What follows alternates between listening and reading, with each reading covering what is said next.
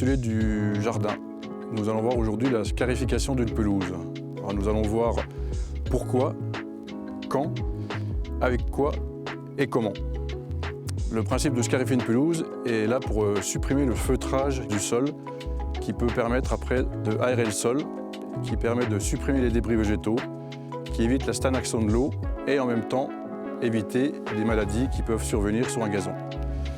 Après, quand faire ce type de prestation? Ça se fait principalement en fin de printemps ou en début d'automne, car il faut le faire sur un sol légèrement humide, un temps sec et avec une herbe légèrement tondue. Alors il y a plusieurs types de scarificateurs. On a les scarificateurs manuels, les scarificateurs électriques et thermiques. Le choix du scarificateur se fera en fonction de la taille de votre jardin. Plus le jardin sera petit, plus vous pourrez partir sur un scarificateur manuel. Et plus le jardin sera gros, plus vous partirez sur un scarificateur thermique. Et à savoir qu'il est plutôt préférable de louer le scarificateur plutôt que d'en acheter un. Et au moins, comme ça, vous pourrez acheter le bon scarificateur qui correspond bien à votre jardin. Après, sous quelles conditions? Donc, les conditions, il faut que le sol soit légèrement humide, que le temps soit sec comme aujourd'hui, et que la pelouse ait été récemment tondue comme actuellement. Maintenant, nous allons passer à la phase de scarification.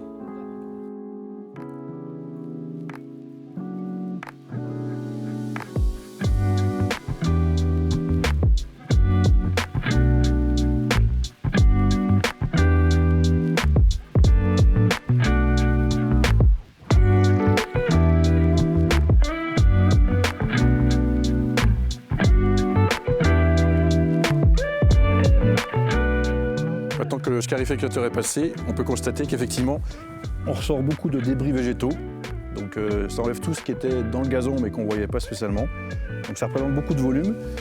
Donc le but après, c'est de ratisser, alors soit pour des petits jardins de manière manuelle avec un râteau à feuilles, soit de manière plus conséquente avec une tondeuse équipée d'un bac pour ramasser tous ces petits déchets qui, vous voyez, en 2-3 mètres font quand même un certain volume.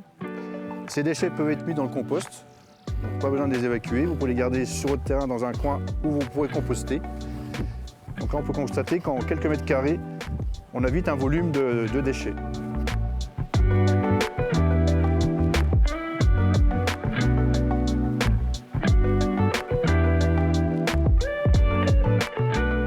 Une fois qu'on a fait cette première phase, on peut, selon la dégradation de la pelouse, on peut repasser une deuxième fois, voire peut-être une troisième fois si vraiment le gazon était très impacté par de la mousse ou des débris végétaux.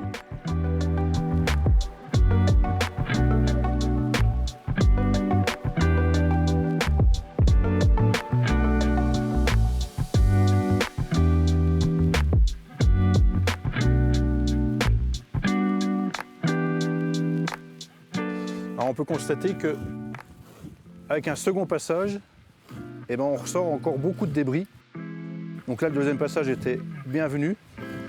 Donc il nous permet là par contre de voir maintenant la terre. On a bien enlevé tous les débris. Donc là, maintenant, il nous reste théoriquement plus que le gazon. On a décompacté le sol. On a enlevé tout ce qui pouvait stagner et retenir l'eau qui aurait pu provoquer des maladies. Donc maintenant, ce qu'on va pouvoir faire, on aura différents procédés. On pourra, si on veut, si votre terre est trop lourde, trop argileuse, vous pouvez apporter du sable fin qui permet de garder les aérations et d'aérer votre sol.